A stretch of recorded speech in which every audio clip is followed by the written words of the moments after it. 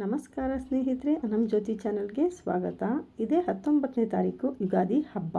ಯುಗಾದಿ ಹಬ್ಬದ ಮಹತ್ವ ಏನು, ಯುಗಾದಿ ಹಬ್ಬವನ್ನು ಯಾಕೆ ಆಚರಣೆ ಮಾಡಬೇಕು, ಪೂಜಾ ವಿಧಾನಗಳೇನು, ಆ ದಿವಸ ಏನೆಲ್ಲ ಕೆಲಸಗಳನ್ನು ಮಾಡಬೇಕು ಎಲ್ಲವನ್ನು ಕೂಡ ಇವತ್ತಿನ ವಿಡಿಯೋದಲ್ಲಿ ಸರಳವಾಗಿ ತಿಳಿಸ್ಕೊಡ್ತಾ ಇದ್ದೀನಿ.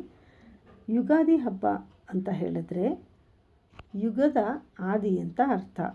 ಅಂದರೆ ಈ ದಿವಸದಿಂದ ನಮ್ಮ ಹಿಂದೂ ಪಂಚಾಂಗದ ಪ್ರಕಾರ ಹೊಸ ವರ್ಷ ಅಥವಾ ಹೊಸ ಸಂವತ್ಸರ ಪ್ರಾರಂಭ ಆಗುತ್ತೆ. ಈ ದಿವಸವನ್ನು ನಾವು ಹೊಸ ವರ್ಷವನ್ನಾಗಿ ಯುಗಾದಿ ಅಂತ ಆಚರಣೆಯನ್ನು ಮಾಡಿಕೊಂಡು ಬರ್ತೀವಿ. ಈ ಯುಗಾದಿ ಹಬ್ಬವನ್ನು ನಮ್ಮ ಕರ್ನಾಟಕದಲ್ಲಿ ಮಾತ್ರವಲ್ಲ, ತೆಲಂಗಾಣ ಹಾಗೂ ಆಂಧ್ರ ಪ್ರದೇಶದಲ್ಲಿ ಕೂಡ ಈ ಒಂದು ಯುಗಾದಿ ಹಬ್ಬವನ್ನು ಆಚರಣೆ ಮಾಡಲಾಗುತ್ತೆ. ಅಲ್ಲಿಯೂ ಕೂಡ ಇದನ್ನು ಹೊಸ ವರ್ಷವನ್ನಾಗಿ ಆಚರಣೆ ಮಾಡ್ತಾರೆ. ಇನ್ನು ಈ ಯುಗಾದಿ ಹಬ್ಬದ ವಿಶೇಷ ಅಂತ ಹೇಳಿದ್ರೆ ಬೇವು ಹಾಗೂ ಬೆಲ್ಲ.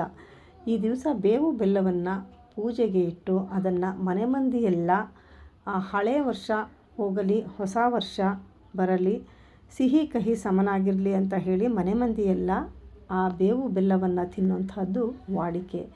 ಈ ಬೇವಿನ ಸೊಪ್ಪು ಕಹಿ ರುಚಿಯನ್ನು ಸೂಚಿಸಿದರೆ ಬೆಲ್ಲ ಸಿಹಿ ರುಚಿಯನ್ನು ಸೂಚನೆ ಕೊಡುತ್ತೆ. ಇದನ್ನು ನಾವು ಎರಡನ್ನೂ ಸೇರಿಸಿ ತಿಂದಾಗ ಇದರ ಅರ್ಥ ಏನಂತ ಹೇಳಿದ್ರೆ ನಮ್ಮ ಜೀವನದಲ್ಲಿ ಕಹಿನೂ ಬರುತ್ತೆ, ಸಿಹಿನೂ ಬರುತ್ತೆ. ಅಂದರೆ ಕಷ್ಟನೂ ಬರುತ್ತೆ, ಸುಖನೂ ಬರುತ್ತೆ. ಏನೇ ಬಂದರೂ ಕೂಡ ಎರಡನ್ನೂ ಸಮಾನವಾಗಿ ಸ್ವೀಕಾರ ಮಾಡ್ತೀನಿ ಅನ್ನೋದೇ ಇದರ ಹಿಂದೆ ಇರುವಂಥ ಸಂದೇಶ. ಆದ್ದರಿಂದನೇ ಈ ಬೇವು ಬೆಲ್ಲಕ್ಕೆ ಬಹಳನೇ ಮಹತ್ವ ಇದೆ. ಇನ್ನು ಈ ಯುಗಾದಿ ಹಬ್ಬದ ದಿವಸ ಮನೆಯನ್ನೆಲ್ಲ ಸ್ವಚ್ಛಗೊಳಿಸಿ ತಳಿರು ತೋರಣಗಳಿಂದ, ಮಾವು ಹಾಗೂ ಬೇವಿನ ಸೊಪ್ಪಿನಿಂದ ಮನೆಯ ಮುಂಬಾಗಿಲನ್ನು ಅಲಂಕಾರವನ್ನು ಮಾಡೋದು ವಾಡಿಕೆ.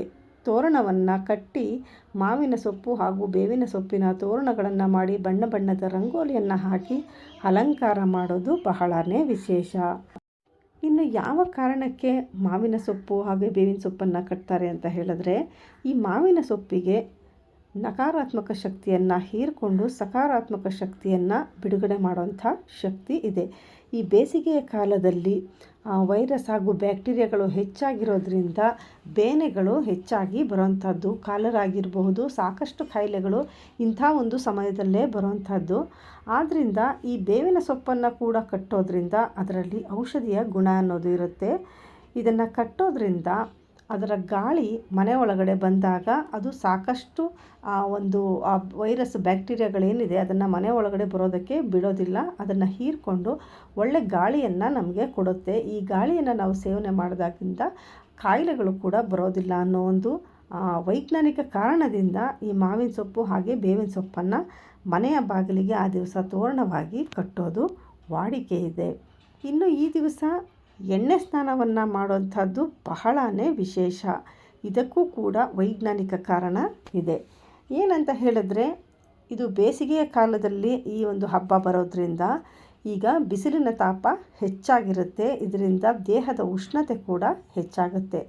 ಆದ್ದರಿಂದ ಹರಳೆಣ್ಣೆಯನ್ನು ಬಿಸಿ ಮಾಡಿ ಮೈಗೆ ಹಾಗೆ ತಲೆಗೆಲ್ಲ ಹಚ್ಕೊಂಡು ಬಿಸಿಲಿನಲ್ಲಿ ಸ್ವಲ್ಪ ಹೊತ್ತು ಇದ್ದು ಆ ನಂತರ ಸ್ನಾನವನ್ನು ಮಾಡೋದ್ರಿಂದ ದೇಹಕ್ಕೆ ತಂಪಾಗುತ್ತೆ, ಚರ್ಮಕ್ಕೆ ಕೂಡ ನವ ಚೈತನ್ಯ ಅನ್ನೋದು ಉಂಟಾಗುತ್ತೆ. ಆದ್ದರಿಂದನೇ ಈ ದಿವಸ ಎಣ್ಣೆ ಸ್ನಾನವನ್ನು ಮಾಡೋದಕ್ಕೆ ಬಹಳನೇ ಪ್ರಾಮುಖ್ಯತೆ ಇದೆ. ಈ ರೀತಿಯಾಗಿ ಯುಗಾದಿ ಹಬ್ಬದ ಪ್ರತಿಯೊಂದು ಕೂಡ ವೈಜ್ಞಾನಿಕ ಹಿನ್ನೆಲೆಯನ್ನು ಹೊಂದಿರುವಂಥದ್ದು. ಹಾಗೆ ಇದು ಹೊಸ ವರ್ಷ ಕೂಡ ಹಾಗೆ ವೈಜ್ಞಾನಿಕ ಹಿನ್ನೆಲೆ ಕೂಡ ಇರುವಂಥದ್ದು. ಇನ್ನು ಯುಗಾದಿ ಹಬ್ಬದ ದಿವಸ ಪಂಚಾಂಗ ಶ್ರವಣವನ್ನು ಪ್ರತಿಯೊಬ್ಬರು ಕೂಡ ಮಾಡಲೇಬೇಕು ಅಂತ ಹೇಳ್ತಾರೆ. ಈ ಪಂಚಾಂಗ ಶ್ರವಣ ಅಂತ ಹೇಳಿದ್ರೆ ಹೊಸ ಪಂಚಾಂಗವನ್ನು, ಈ ಹೊಸ ವರ್ಷದ ಗ್ರಹಗಳ ಸ್ಥಿತಿ ಹೇಗಿರುತ್ತೆ, ಮಳೆ ಬೆಳೆ ಹೇಗಿರುತ್ತೆ, ಏನೆಲ್ಲ ಶುಭ ಹಾಗೂ ಅಶುಭ ಫಲಗಳು ಇರುತ್ತೆ ಅನ್ನೋದನ್ನು ಜ್ಯೋತಿಷಿಗಳು ಹಾಗೆ ಪಂಡಿತರು ಅದನ್ನು ಓದ್ಬಿಟ್ಟು ಆ ದಿವಸ ಹೇಳ್ತಾರೆ. ಇದನ್ನು ಕೇಳಿಸ್ಕೊಳ್ಳೋದ್ರಿಂದ ಏನಾಗುತ್ತೆ ಅಂತ ಹೇಳಿದ್ರೆ ಆ ವರ್ಷದಲ್ಲಿ ಆಗಬಹುದಾದಂಥ ಬಹಳಷ್ಟು ಅಶುಭ ಫಲಗಳಿರ್ಬೋದು, ಏನೆಲ್ಲ ಇರುತ್ತೋ ಅದೆಲ್ಲವೂ ಕೂಡ ನಾವು ಪಂಚಾಂಗ ಶ್ರವಣವನ್ನು ಮಾಡಿದಾಗ ಅದರ ಕೆಟ್ಟ ಫಲಗಳನ್ನೋದೇನಿದೆ ಅದೆಲ್ಲವೂ ಕೂಡ ಕಡಿಮೆಯಾಗಿ ನಮಗೆ ಶುಭ ಫಲಗಳು ಬರುತ್ತೆ ಅನ್ನೋ ಒಂದು ಧಾರ್ಮಿಕ ನಂಬಿಕೆ ಇರೋದರಿಂದ ಯುಗಾದಿ ಹಬ್ಬದ ದಿವಸ ಪ್ರತಿಯೊಬ್ಬರೂ ಕೂಡ ಪಂಚಾಂಗ ಶ್ರವಣವನ್ನು ಕೇಳಲೇಬೇಕು ಅಂತ ಹೇಳ್ತಾರೆ. ಇವಾಗೆಲ್ಲ ಟಿ ವಿನಲ್ಲೇ ಜ್ಯೋತಿಷಿಗಳು, ಪಂಡಿತರುಗಳು ಪಂಚಾಂಗವನ್ನು ಆ ಯುಗಾದಿ ಹಬ್ಬದ ದಿವಸ ಓದ್ಬಿಟ್ಟು ಹೇಳ್ತಾರೆ.